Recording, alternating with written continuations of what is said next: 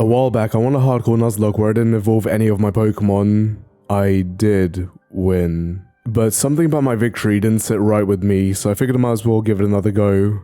But instead of not evolving any Pokemon, I'll be using First Stage Pokémon only. You know, because apparently the last one was too easy. You already know the rules of a hardcore Nuzlocke, so I'll put them on the screen to read at your own pace. But one that I'll be adding specific to this challenge is that I'll force myself to battle each Noble Pokémon at least once. There already aren't that many trainer battles to begin with, so even though we can get away with not battling them, where's the fun in that?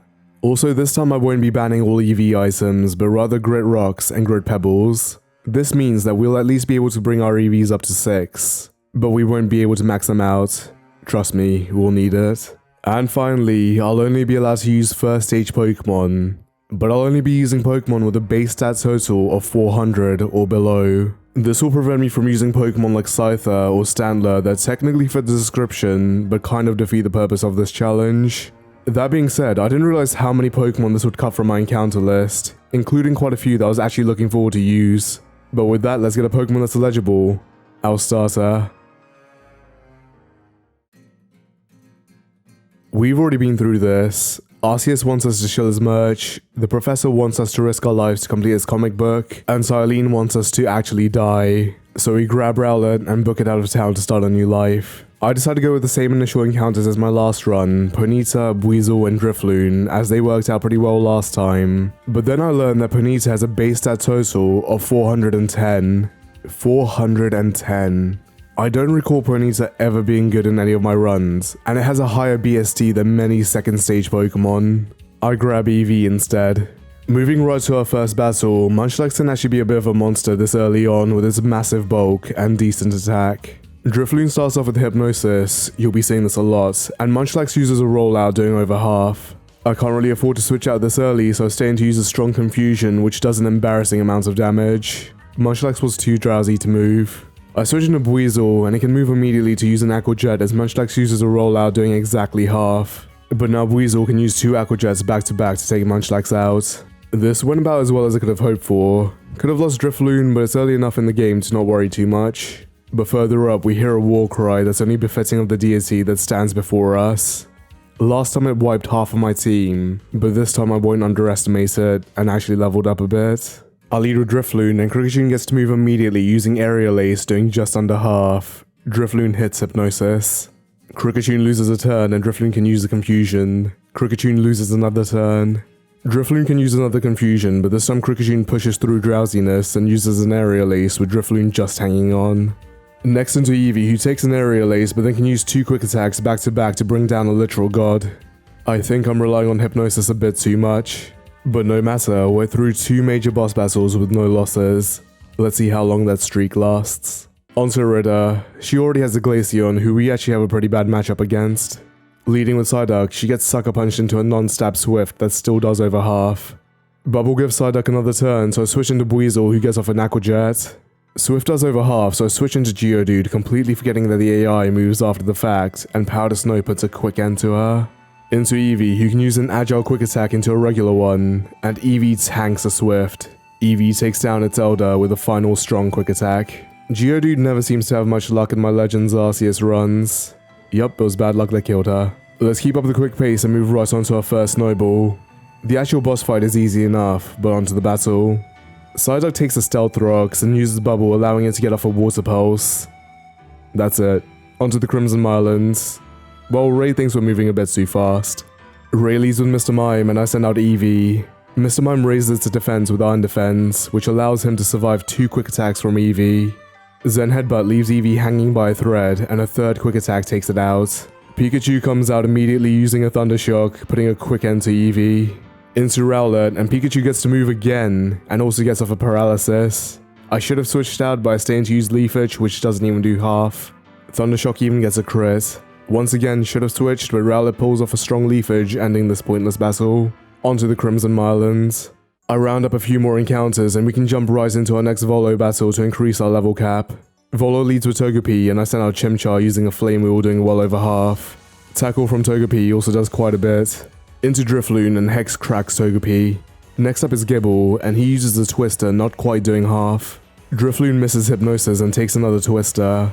into Rowlet, who uses a Leaf Edge, and Gibble uses a Twister right into another one. I have to switch into Buizel, and Water Pulse picks up the kill.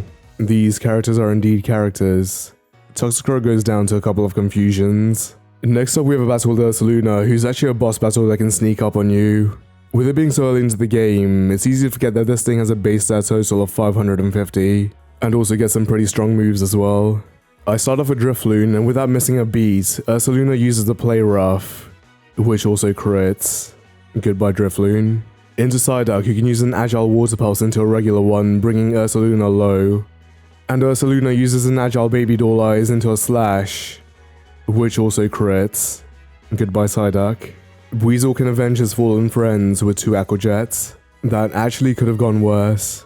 Luckily our next boss battle is the easiest Noble.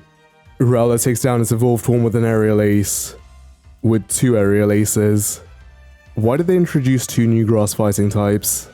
And that's the Crimson Marlins. It's funny how short these segments feel when you just reduce them down to the battles. I really hope they have more trainer battles in the next game once they improve upon the battle system. Speaking of short segments, onto the Cobalt Coastlands. Upon entering, Irida seems way too eager to take some of my encounters away from me. I lead with Chimchar and Glaceon welcomes us with an Ice Beam that does well over half.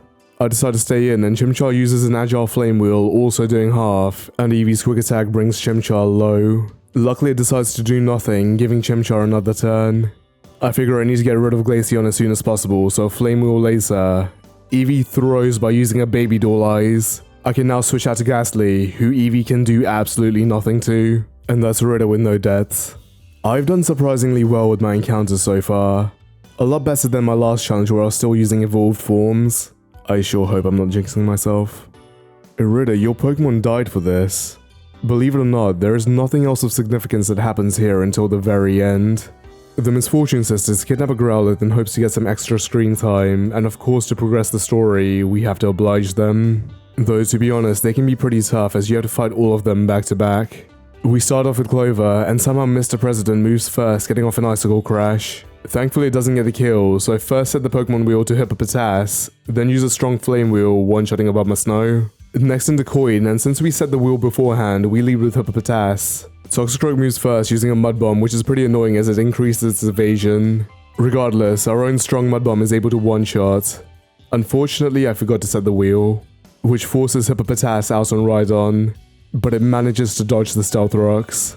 I think because the weather changed to fog sometime in between. That was actually pretty lucky. I switch out to Buizel, who can move straight away to use a Water Pulse, one-shotting Rhydon. But Gengar comes out, not wasting a chance to use a strong Venoshock, putting an end to Buizel. I send out the smaller Gengar and go for a strong Hex, which misses. Then Gengar's Hypnosis misses. A strong style Hex manages to take Gengar down. 1 death between back-to-back battles is a pretty good outcome. I'm pretty happy with that. But next up is one of the Nobles that people fear, Arcanine. And I think people overthink this battle a bit too much. You just have to stay in one part of the arena and dodge as Arcanine attacks. Dodging grants you invincibility frames, so the direction doesn't matter. You never actually need to be in the center of the arena. Oh yeah, the battle. Arcanine goes down to a single strong Water Pulse from Shellos. And that's the Cobalt Coastlands. I don't know why they felt the need to fill the misfortune-shaped void, but they went above and beyond with Melee. Leafeon using Calm Mind soothes the soul. But unfortunately for Adamant, Ghastly with Poison Gas and Venoshock rolls through his team. You would have thought Eevee would have had Bite by now. Onwards to the Coronet Highlands. This is probably my favorite location in the game. The terrain's really fun to go through, being the most varied and having a lot of secret locations. I really wish areas like the quarry lasted longer, and also has a really good variety of Pokemon to catch, including some that I really wanted to use. But do you know what Sneasel, Gligar, and Misdreavus have in common? They all have a BST of over 400. How? But the disappointment is softened as we get to have a battle with Ingo, who is probably the first difficult individual trainer in this game. Ingo leads with Machoke, and I send out Rowlet. Machoke starts off raising its stats with Bulk Up, but Rowlet can use an Air Slash into an Aerial Ace, knocking Machoke out before it can even make a move. But this means that Gliscor can come out using a Quick Attack, into another Quick Attack, into a Poison Jab, taking our starter from us. I send out Shellos, and a strong Water Pulse one-shots Gliscor. Tangler with a type advantage decides to go for Stun Spore, which misses, and allows Shellos to switch out to Ghastly. A strong Venoshock's able to win us the battle. If there's anyone that would take a starter from us, I'm glad it's Ingo. Because no more putting it off, we have a battle with Melee. And you know what, let me just play out what happens. You don't need commentary.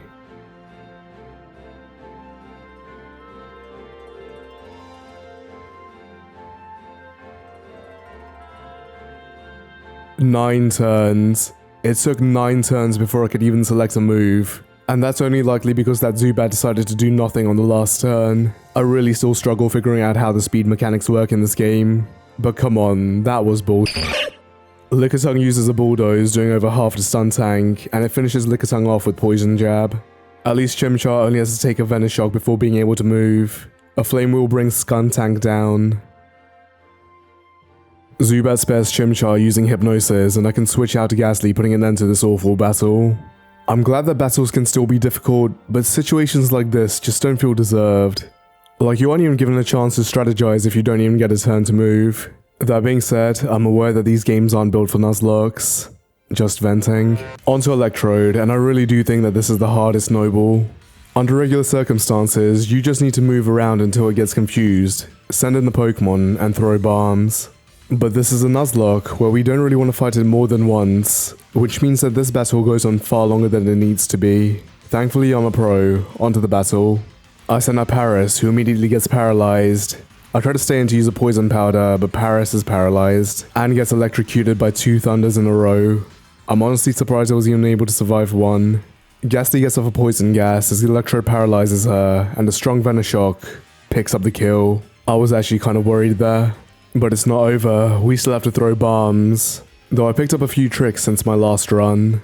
You can stay fairly close to Electrode while it spams Voltorbs and just tap the throw button, being able to hit it without having to charge up the throw. And if the battlefield gets too hectic, you can just get hit by yellow homing Voltorb as it doesn't do too much damage, and grants you invincibility frames to absorb the rest. And eventually we can just spam throw bombs to end the battle. And we're already through the 4th area. It's strange reducing 3 hours of gameplay into about 3 minutes. Well, Ray certainly feels the same as he helps pad the video time. Ray leaves with Mr. Mime and I send out Bronzor, who gets put to sleep upon entering the battle. Bronzor's still able to push through using a flash cannon that one-shots Mr. Mime. However, Pikachu's able to use a quick attack into a strong Thunderbolt, putting a sudden end to Bronzor. Ghastly puts Pikachu down with an agile poison gas into a Venoshock, but Staravia is quick to avenge him with a single Brave Bird, taking Ghastly down. Voltorb ends the battle with a final Thunderbolt. Trainer Pokemon are starting to get stronger moves now, which is actually scarier than them being evolved. That being said, why does Ray still have a Staravia?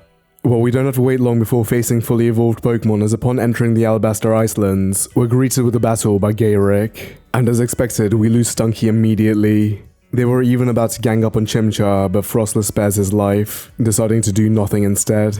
I wonder how long their streak would have lasted. Chimchar starts off with an agile nasty plot into a flamethrower, taking Frostless out. That was probably a bit overkill. But why not, as Glalie grants Chimchar some rest the next turn anyway. I send up Machop, and it actually gets a turn to move. Close Combat is able to one-shot Glalie. 2 losses right off the bat, and not too soon after we're thrust into a battle with Sabi, who has an unreasonably strong team considering our last few battles. Sabi sends out Rhyperior, Magmortar, and Electivire all at once, while we rely on our trusty Piplup. Thankfully, both Electivire and Magmortar spend the first turn just looking around, a stark contrast to Melee. A strong Water Pulse brings Rhyperior down before it even gets a turn to attack. Electivire spends yet another turn just looking around. Magmortar's Flamethrower does under half, but burns.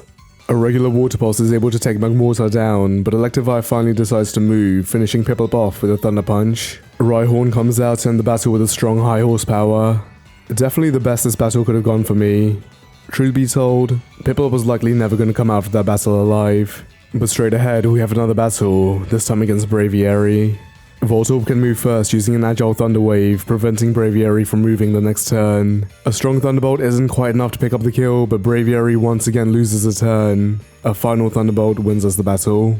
No need to stall, we can move right on to the next Noble, Avalugg. Avalugg is one of the harder Nobles, but its attack pattern is pretty easy to learn, and it never really throws any curveballs. The only thing that might catch you off guard are the ice spikes that are left behind after some attacks.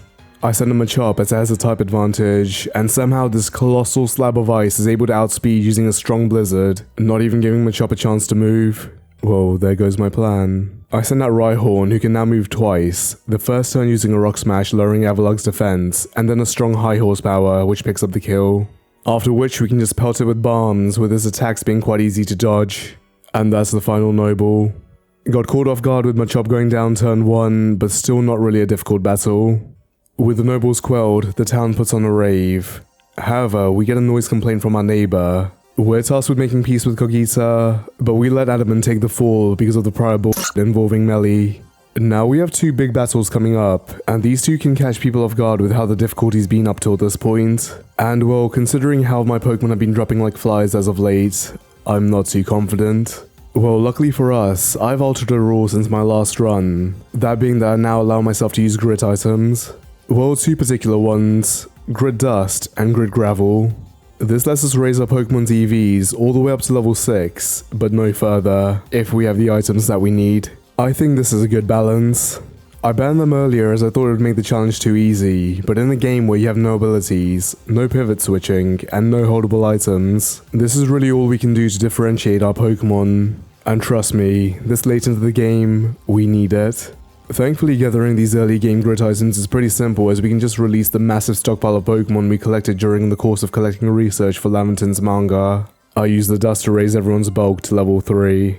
With all the busy work done, we head to the top of the temple to join the rest of the town for the rave. But Benny really doesn't want to have to cook for extra people, so he tries to prevent us going any further with the battle. Benny starts with Miss Magius, and I send out Glameow. Miss Magius moves first, missing Hypnosis, and Glameow can use a Nasty Plot into Night Slash, one-shotting Miss Magius. Sneasler comes out to use a quick attack right into a close combat, Glameow naturally going down. Though this allows Rolls to safely use a 4 times effective Psychic, ending Sneasler. Next is the bigger Rolls, who shows no mercy to its kin, using a regular Dazzling Gleam, vaporizing the poor child.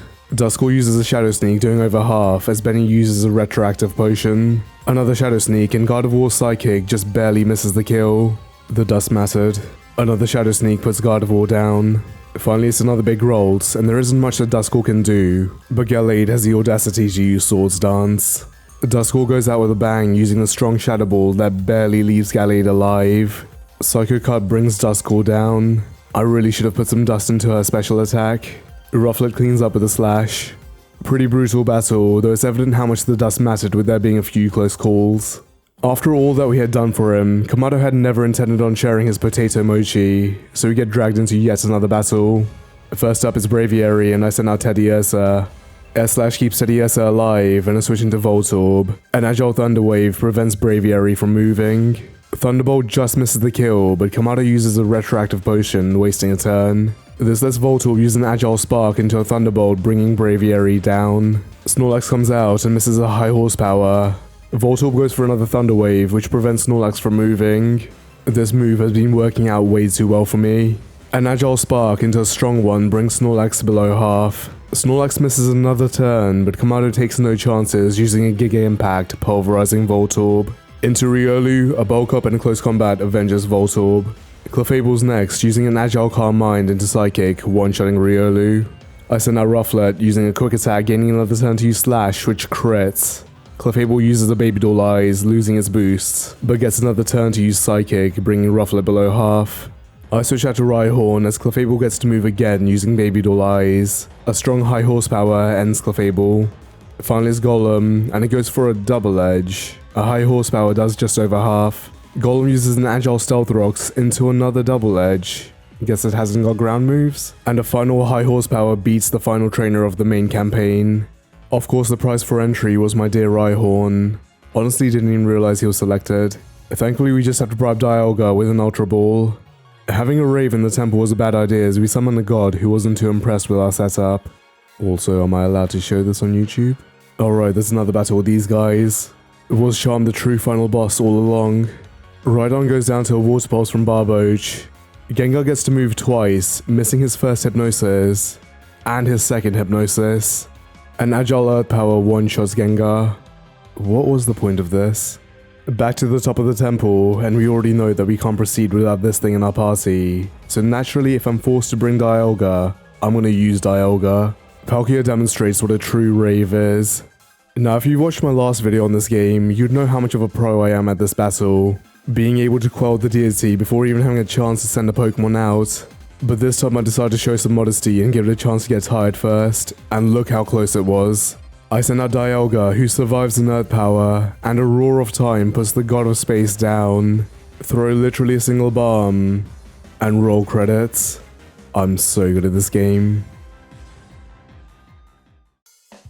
Well, it's not over yet, as we still have unfinished business. That being, teaching Volo a lesson for being the reason why we got introduced to the Misfortune Sisters. Don't think I've forgotten. So we play along with his little play plan to start fine dining business or something, but this eventually involves us needing to fight Kamado a second time. And many people look past this battle considering the next one, but this one could be a run-ender itself. First up is Golem, and Barboach can move first using a regular Water Pulse, getting the turn 1 kill. Snorlax is out and Kamado has revenge on his mind as it immediately goes for a Giga Impact. At least this allows Rufflet to move twice as he uses an Agile Slash into an Agile Quick Attack. Snorlax misses his next Giga Impact. With Rufflet still being alive, he can once again move twice using back-to-back slashes. The second one crits and brings Snorlax down. Heracross comes out using an Agile Close Combat, doing a lot of damage and gaining another turn to use Swords Dance. Why? I take this as an opportunity to switch out to Yanma, and the best Heracross can do is use Pin Missile, not doing much. A single Air Slash takes Heracross out. Braviary comes out using an Air Slash of its own, and Yanma falls to the winds. But into Shinx, and it gets to move twice, first using a Thunderfang, which also paralyzes, and then finishes Braviary off with a Crunch. Paralysis has been a constant for me this run. Lastly is Clefable, who starts off with an Agile Psychic into Calm Mind. There's not really much Shinx can do from here, so it uses an Agile Quick Attack, giving it another turn to use Wild Charge, which also paralyzes. But this time Clefable is able to push through, using a Psychic, ending Shinx. I bring out Teddiursa, whose best move is Slash, not really doing much as Kamado uses a Full Restore. There goes my progress. Another Slash reveals it only did a quarter, and a strong Psychic one-shots Teddiursa. At the very least, Clefable loses its boosts. Rufflet's back out with 2 turns to spare, and 2 slashes are able to pick up the final kill. Kamado rewards us with some fine china, and we're ready to face Volo. Well, first let's make some preparations. We still have a couple of encounters that we can pick up, including this chunky one right here, and we need to team build to the fullest for this next fight. I'm pretty happy with my selection, but we have one last step to go, and that's raising all of their EVs all the way up to level 6, using very legal substances, making no compromises. I've been catching plenty more Pokemon in the background, so after releasing them, it wasn't hard to gather the resources. I've already given my justification, but for some people that still think this is OP, here's a level 50 Decidueye with 3 EVs and all stats, next to a level 50 Rowlet with 8 EVs. I don't know why they're the numbers that my very legitimate training device chose, and as you can see, Decidueye is still much more powerful, even with the 5 EV disadvantage. Basically having a fully evolved Pokemon is always stronger with the limitations I've set, and with that, we're ready to foil Volo's foray into the catering industry. Volo leads with Spiritomb, and I send out Happiny. Happiny can move first, setting up a Calm Mind, as Spiritomb uses a pitiful Dark Pulse. Draining Kiss restores all the damage back up, and Volo wastes a retroactive Full Restore. Another Draining Kiss, and Dark Pulse brings us back to where we were. I switch out a Magnemite, and get to move immediately, using a Thunderbolt, leaving Spiritomb with 107 lives. Next up is Lucario, who to my surprise uses a Bullet Punch into a Bulk Up, which is the last thing I wanted to see. I was sure it was going to use Close Combat on Magnemite. Magnemite uses an Agile Thunder Wave, gaining another turn to use a strong Thunderbolt, doing over half. And Lucario can't move due to paralysis, but it gets another turn. And it can't move again. Paralysis has been insane this run. Have the odds increased? Another strong Thunderbolt is able to take Lucario out. Garchomp was the original Pokemon I was expecting. It uses an Earth Power, naturally also needing a crit to bring the mighty Magnemite down. I send out my Round Boy and take no chances, using a strong Ice Beam, one-shotting Garchomp. Roserade seems to have found my one weakness, crippling Hay Fever. I send out Snorunt, who brutally impales Roserade with Icicle Crash, avenging his Icy Pal. Arcanine summons flames from the depths of hell to melt our chilly little Onigiri, but we have a secret weapon in the back. Onix's base 35 attack is able to pick up the kill using a 4 times effective high horsepower. I was actually a bit worried about that. But finally it's Volo's ace, and Togekiss wastes no time using an Agile Moonblast into a regular one, vaporizing Onix into the very dust we used to juice up our team. However, unluckily for Volo, his ace has no match against my own. I sent Happiny back out, and Togekiss can do literally nothing. But here's the catch. Neither can we. So what's the plan, you may be asking? Well, let me tell you. For the very first time in this game, we are gonna PP stall the shit out of a Pokemon. Using some strategically placed Baby Doll Eyes and Calm Minds, Togekiss can do almost no damage to us. And the little it does, we can just recover with Soft Boiled. Using the strat, we can essentially drain Togekiss of all of the power points it has, especially since Volo seems to be set on using agile style moves, which cost extra power, all while sneaking in a few kisses. I don't like the way I phrased that. This war of attrition carries on until the infinite hours of the day, until Togekiss uses an agile Calm Mind into a regular Calm Mind, thus signaling the end of our siege. All that's left to do is kill Togekiss with kindness, and with us just being a peck away from victory. Togekiss drops a grenade at our feet as it uses Struggle. Why on the last turn? This is something I was trying to avoid, but I ended up losing count. I thought we were in the clear. The reason this is bad is that Struggle is treated as a physical move, which Happiny does not wall, instead being brought below half, right before the next battle. Volo already seems to have regulars, and one's not too happy about us sabotaging his business. I may have forgotten to set my wheel during all that excitement. Out comes Zorua. Giratina uses a strong Dragon Claw, of course also getting a crit. Down goes Zorua. Happiny uses the Baby Doll Eyes into a Soft Boil, and Giratina bluntly tells us it's not happening. Dragon Claw brings Happiny back low. Happiny gives the God of the Void a big ol' smooch, and Dragon Claw tears her into shreds. With a crit, because why not? And I was not able to beat Pokemon Legends Arceus with only First Stage Pokémon. I'll level with you guys. I wasn't really expecting it to make it past Giratina. In a 6v6 battle where all the opposing Pokemon excluding Spiritomb hit hard and fast, being able to use a super effective move the turn they come out to one-shot a defenseless First Stage Pokemon is very rare to make it a Giratina with 2 Pokemon, let alone even more. And considering the mechanics don't really allow for much strategizing with no held items or switching to take moves, it's basically impossible to survive a single move without Volo making a stupid play, which considering his AI level, he most likely won't. I was trying to be cute, using the baby versions of the Pokemon I used last time, but I did this battle numerous times, using various team combinations from my available Pokemon, and I could never make it past the first Giratina phase, let alone the second. Volo himself was actually pretty consistent to beat, albeit usually with only one Pokemon still alive. It's pretty hard to wipe throughout the main game, but Volo is the one that everyone looks forward to. I don't think this battle is impossible with my rule set, but with the Pokemon I have at my skill level, I will concede defeat. Thanks for watching. Another short video, but work's beginning to calm down now, so hopefully it won't be long before I can get back to some more interesting challenges. My next challenge will be a familiar one, so please look forward to that in the future.